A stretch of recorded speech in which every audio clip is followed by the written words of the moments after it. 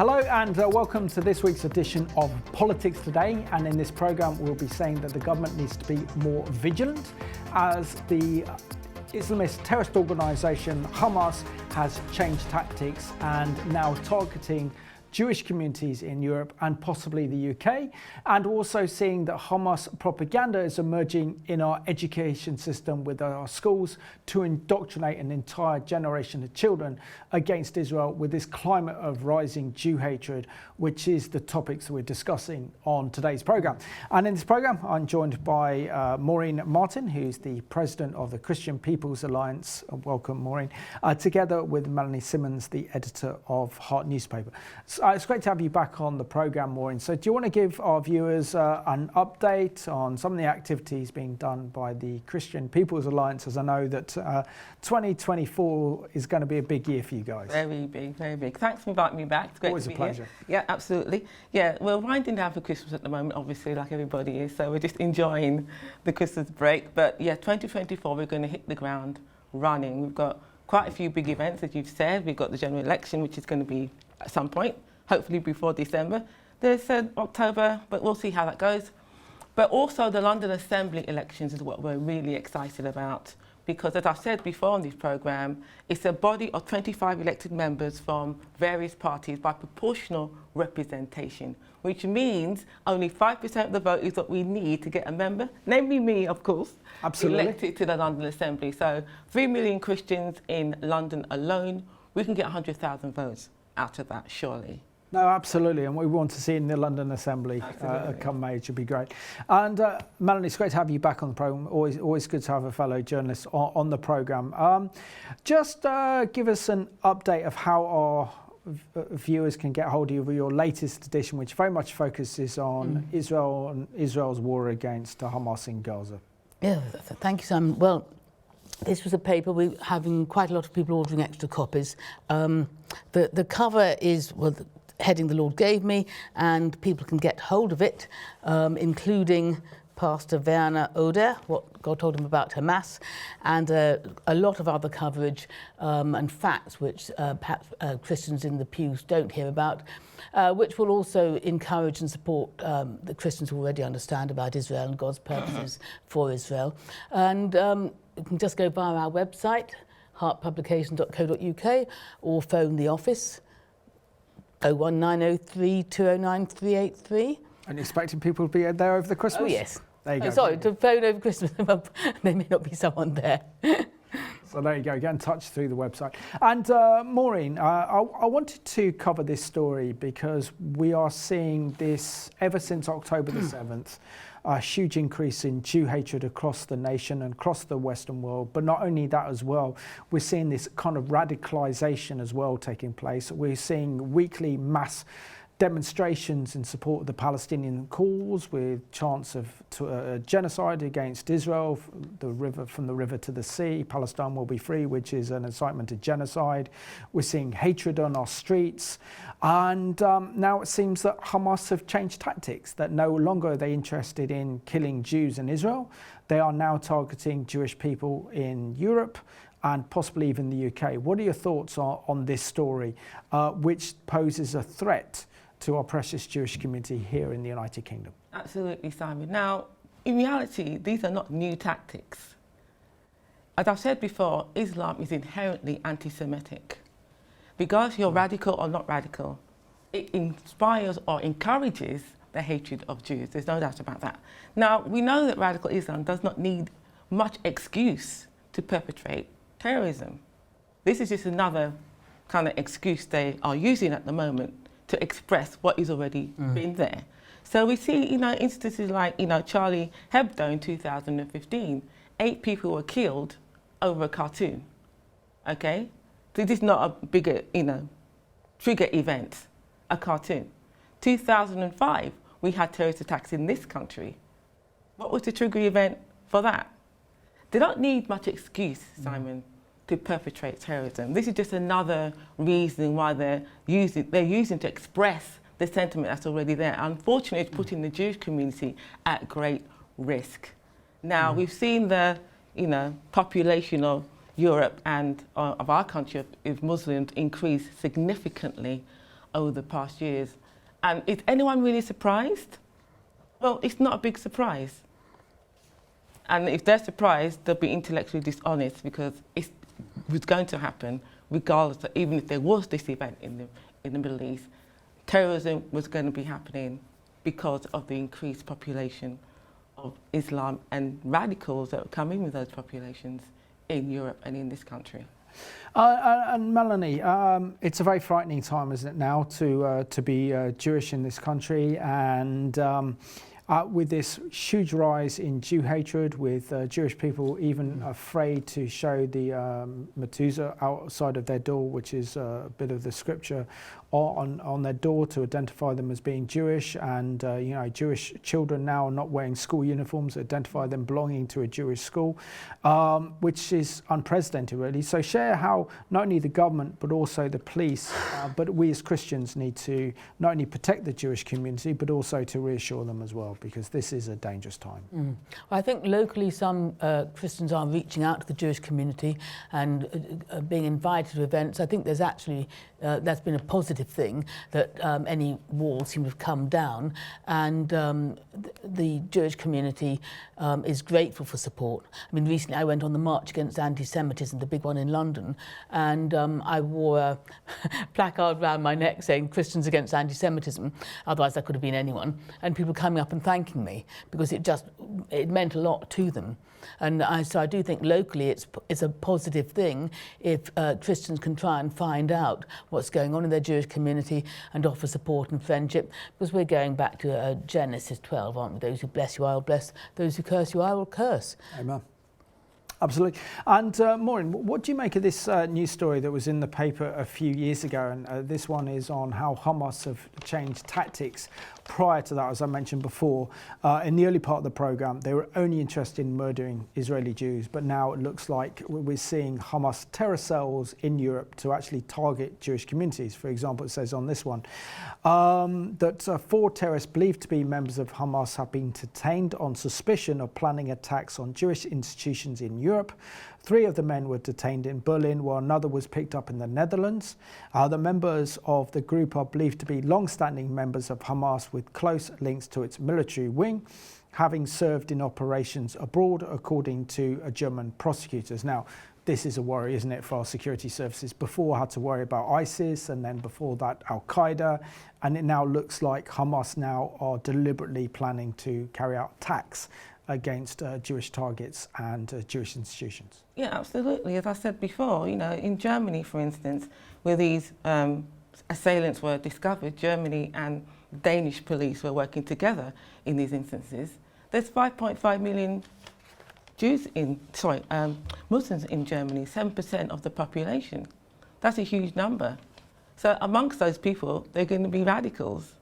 And not only that, but they've had a huge influx of finances recently, you know, namely by Iran and Hezbollah and other places, but mainly through Iran. So they now have resources to carry out these attacks and to organise themselves in these other nations. So it's no surprise at all that this is happening.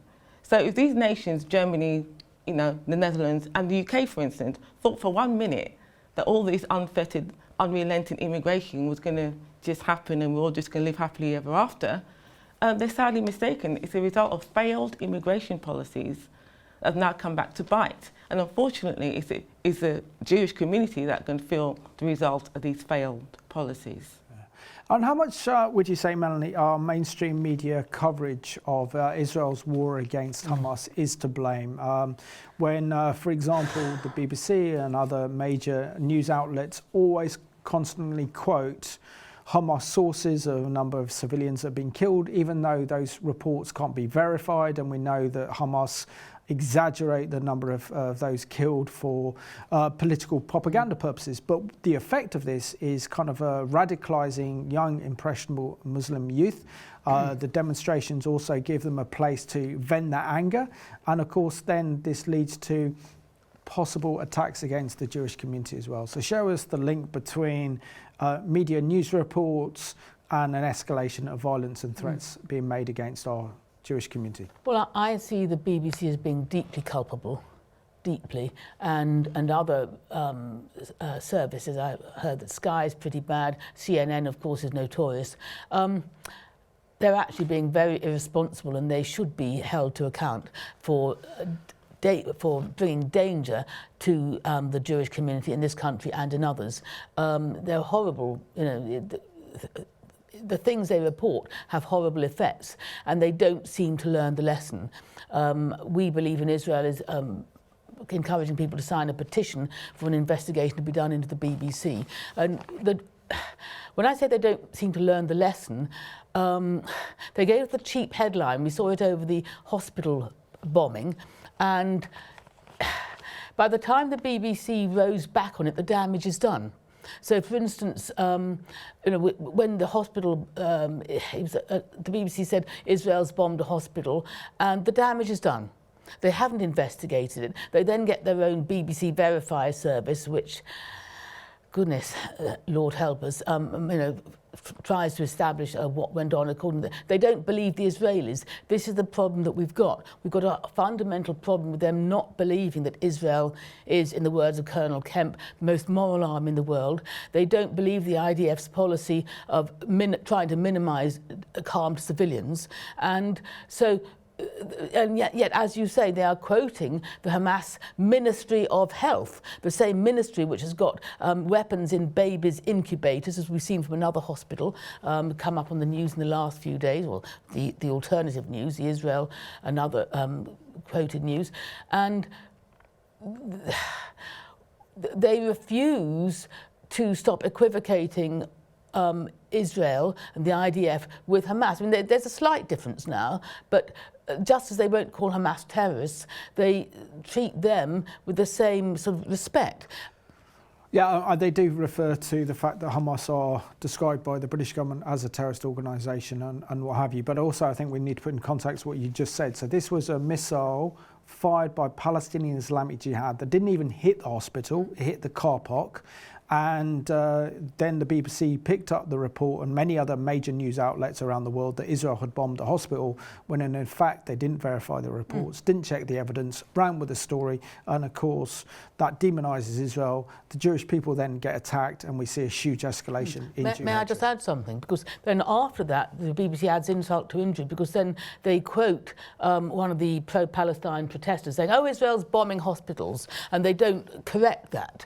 And also today, just as which was ridiculous, Nick Robinson on the BBC Today programme interviewed a Red Cross boss about their lack of effectiveness, and he allowed, oh yes, it was just so sanctimonious, because the BBC have been as culpable as the Red Cross. It was pot and kettle, blaming the Red Cross for not doing enough to help the hostages, for instance, like not being able to get medicines to them, and he just didn't really push him hard enough.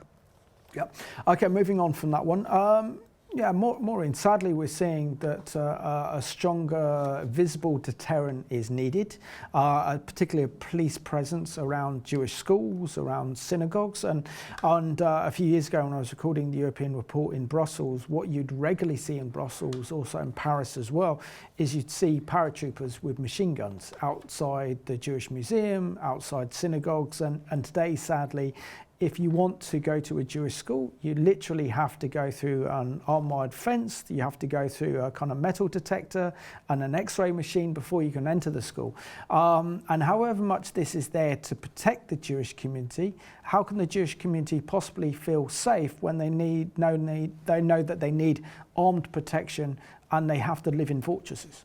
Well, Simon, they can't feel safe, and that's the answer to that question.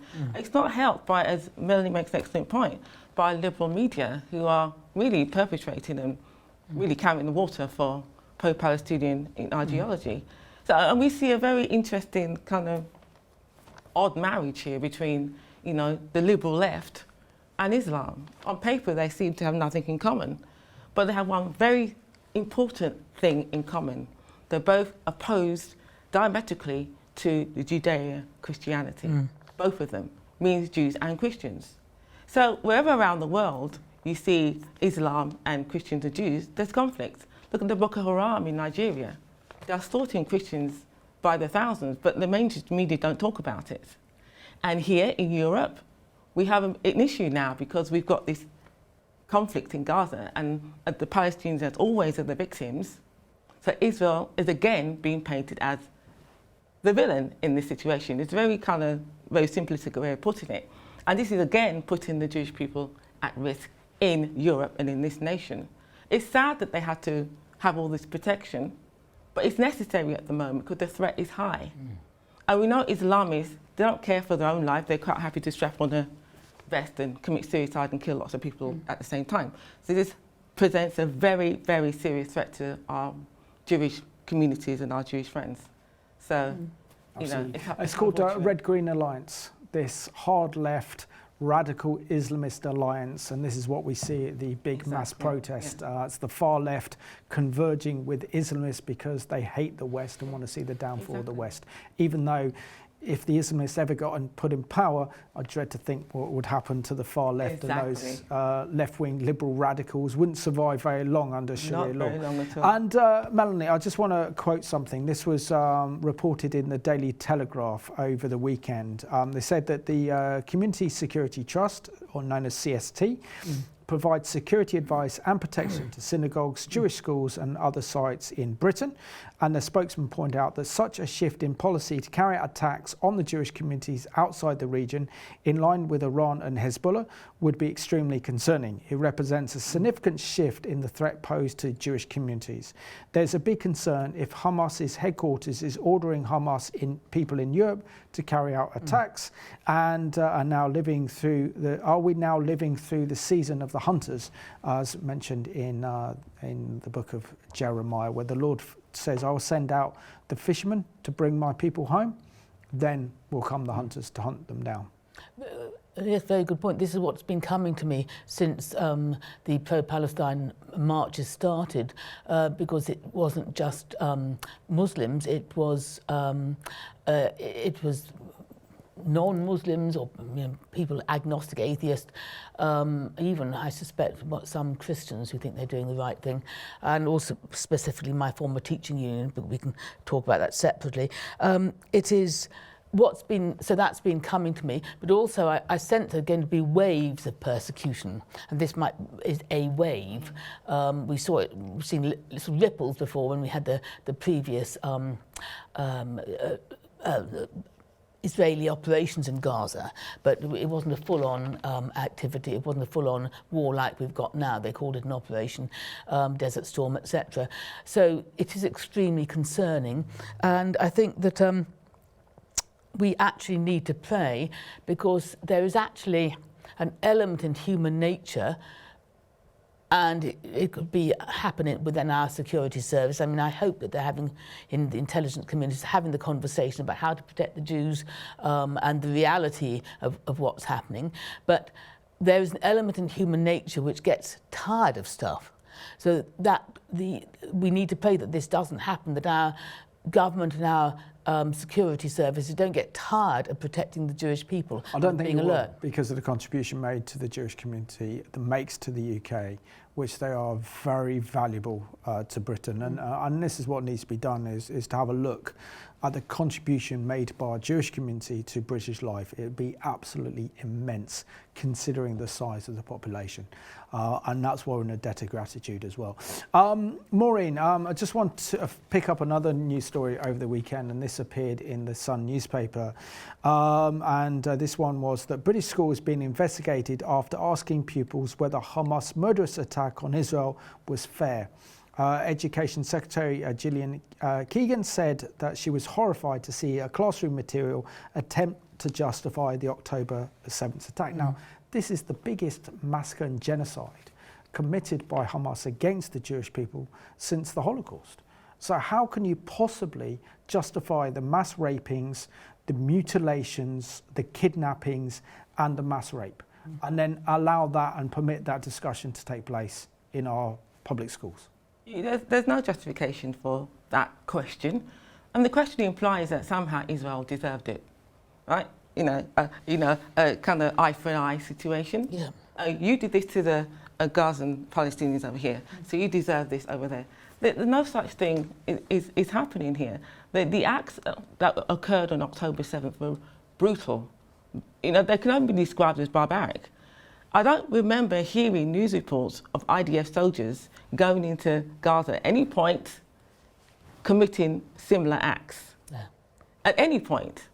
This, even with this Iron Sword operation, they're not doing that. In fact, they're going out of their way to protect the Gazan residents so that they do not get caught up in their attempts to destroy Hamas. So this is egregious, to say the least. It's indoctrination. It's pro-Palestinian, and Julian Keegan is quite correct to have them investigated. Absolutely. And Melanie, as a former teacher, how important is it that we keep Hamas propaganda away from our schools and our education system so we don't see an indoctrination of an entire generation of young people now who are even beginning to question whether the Holocaust took place? And actually then we've seen support for Hamas, particularly on social media sites like TikTok, increase during this conflict because of a lack of understanding, ignorance, and just sheer hatred of the Jewish people. It's extremely important. I'd like to address this from two aspects. One is that when I was teaching, I suspect it's still the case, the Holocaust was on the Year 9 curriculum. That's the 13 to 14-year-olds. And ironically, I was a German teacher, so that used to militate against children wanting to do German because they'd heard about the Holocaust. Even the German ambassador raised this point. I think they were actually too young. They should have done it later. But then it also came up in the GCSE curriculum and also in A-levels. And I asked the history teacher once why the Holocaust kept coming up in Nazi Germany. And he said, because the punters like it. In other words, I suppose it was relatively easy to teach, and it was clear who the good is and the bad is. But the other aspect, and I hope it is still on the curriculum as much, but the other aspect I'm really concerned about, and I probably previously mentioned this, and I've got an article about it in the current issue of Heart, is that the National Education Union, which has 452,000 members, is actively supporting the Palestine Solidarity Campaign. It's using members' money to support them, and it was going to be paying members travel and lunch expenses if they went up on the London marches. I haven't had an email about that recently. I don't know if they're still doing that.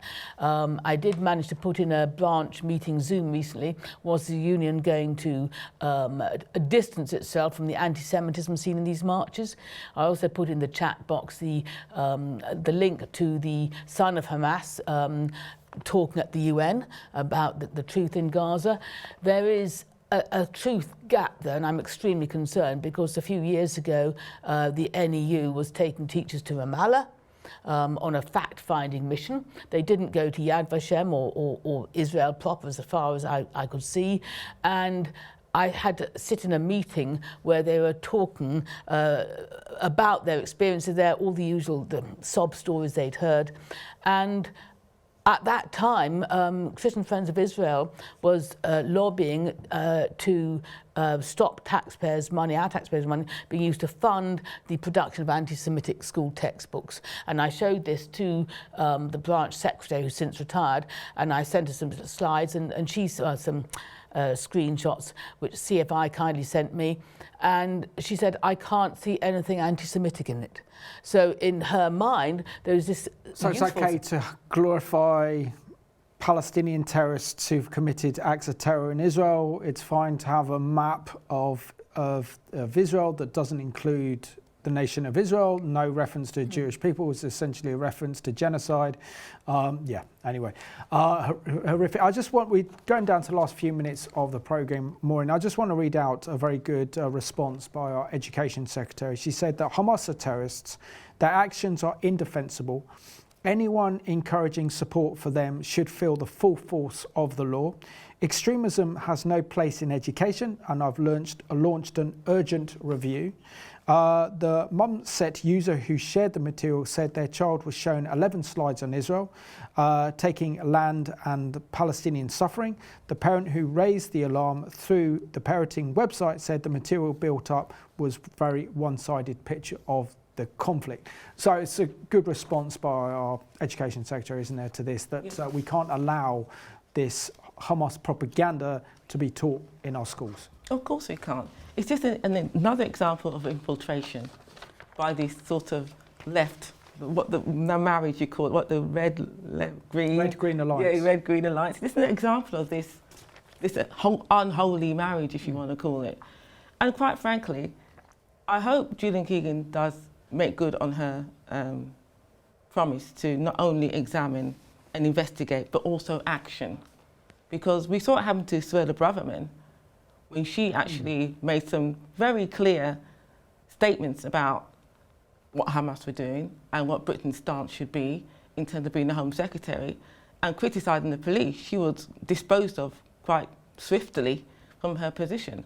So we hope Julian Keegan does not experience the same, swift disposal from her position, and that she follows through with action as to what this investigation reveals. It will reveal infiltration. Absolutely. Melanie, with a few minutes left of the programme to go, how essential is it that we protect our children from Hamas indoctrination, and that we learn the lessons from history, and we learn about the dangers of Nazism as a political ideology and its impact it had? Because what we're dealing with Hamas and other extreme Islamist ideologies is there is a very similar ideology of that of Nazism. At the very core of the Islamist ideology is hatred of the Jewish people, and at the same core of Nazism, again, the hatred of the Jewish people.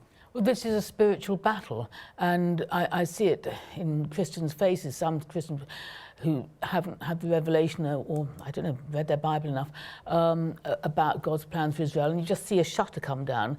And so I'm extremely concerned not only about the church we need to pray, because Jews should find refuge in churches, and I'd say 60, 70, 80% of our churches aren't sympathetic towards Israel. I'm very concerned.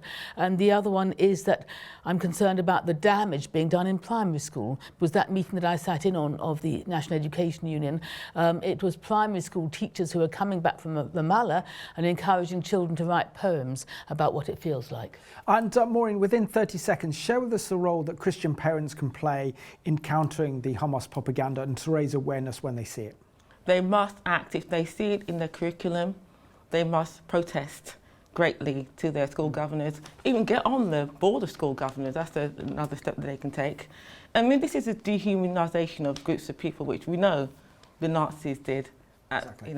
So Melanie and Maureen, thank you so much for being my guests on this week's Politics Today. And I want to thank you for watching this programme. It might be Christmas, but we need to stand up against the rise of Jew hatred. We need to protect the Jewish communities, particularly from Hamas terrorist attacks. And we need to be bold in declaring that Jesus is the truth. So thank you for watching Politics Today.